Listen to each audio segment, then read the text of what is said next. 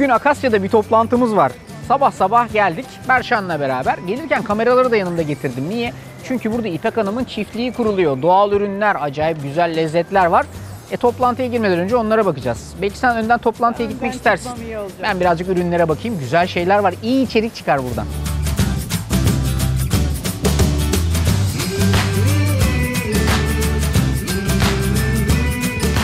Oh maşallah. Baksana körpeymiş be. Çıtır çıtır.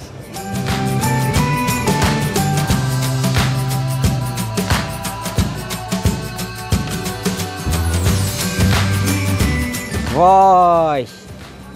Acayip bir armut var. Ben bu armutla size güzel bir tart yaparım. Ya da boş verin. Şu güzel bir kek yaparım. Bu armuttan güzel kek olur ha. Hayatımda ilk defa bir toplantıya elimde alışveriş sepetiyle gideceğim. Beni seven böyle sevsin arkadaş. Hadi bakalım. Dedim ya size güzel bir armutlu kek yapacağım diye yoldan aldım. Gelirken yaptım. Öyle olmadı tabii. Bakın bugün o aldığımız güzel armutlarla böyle bir kek nasıl yapılır onu izleyeceğiz. Kesmek için bir tane tırtıklı bıçak. Ne armutları ne keki zedeleyelim. Ortaya çıkan görüntü bu. Alt tarafta kek, üst tarafta armutlar. Mükemmel bir lezzet. Peki bu arkadaş nasıl mı yapılıyor? Hadi başlıyoruz.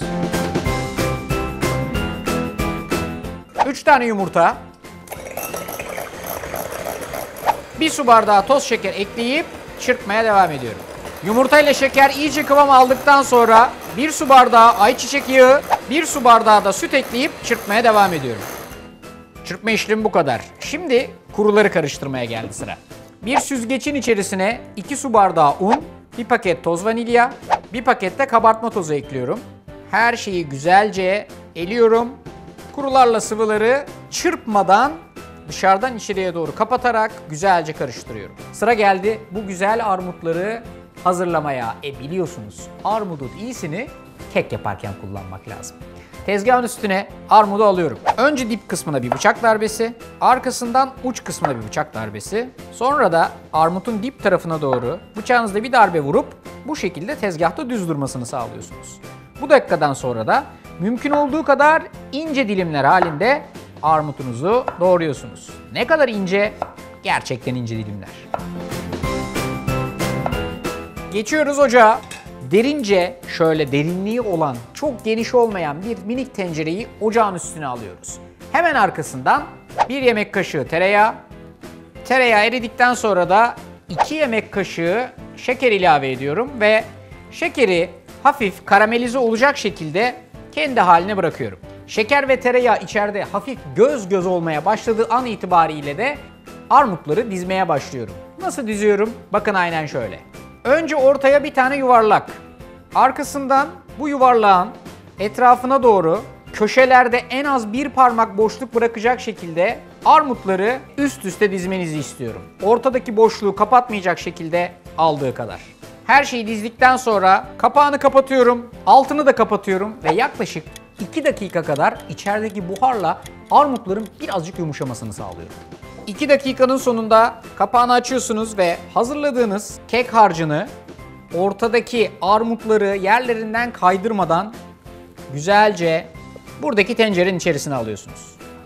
Bu tencereyi alıyorum ve direkt olarak 180 dereceye ısıtılmış fırında telli rafta en alt ya da en altın bir kademe üstünde 45 dakika kadar pişiriyorum. Piştikten sonra ters yüz edip yiyeceğimiz nefis bir kek ortaya çıkacak. 45 dakika fırının ayarına göre 50 dakika filan. Bak şimdi bu arkadaş fırında güzelce pişti ve zaten çevirmeden önce de hafif bir sallanıyor. Size tavsiyem bunu yaklaşık tezgahın üstünde böyle bir 4-5 dakika kadar bekletin ki alttaki şeker böyle sıvıyken hafif bir kendini toplasın, yerinden çıkması daha kolay ve güzel olsun. Ya da benim gibi bir deli cengaver usulü alın ve dikkatli vaziyette çevirin. Hoppala. Sonra da bunu böyle güzelce çıkartın. Yemediniz değil mi? Yer misin, yemez misin? Şimdi bu keki yaptık, ters çevirip çıkarttık ve bu şekilde servis ettik ya, bunun en güzel tarafı yemek. Bak şu üst taraftaki katlar mükemmel, alt taraftaki kekin kıvamı mükemmel. Bunu yerken insanlıktan çıkmamanın bence pek bir mümkünatı yok. Demişler ya, armutun iyisini kek yaparken kullanacaksın diye. Ben de öyle yaptım.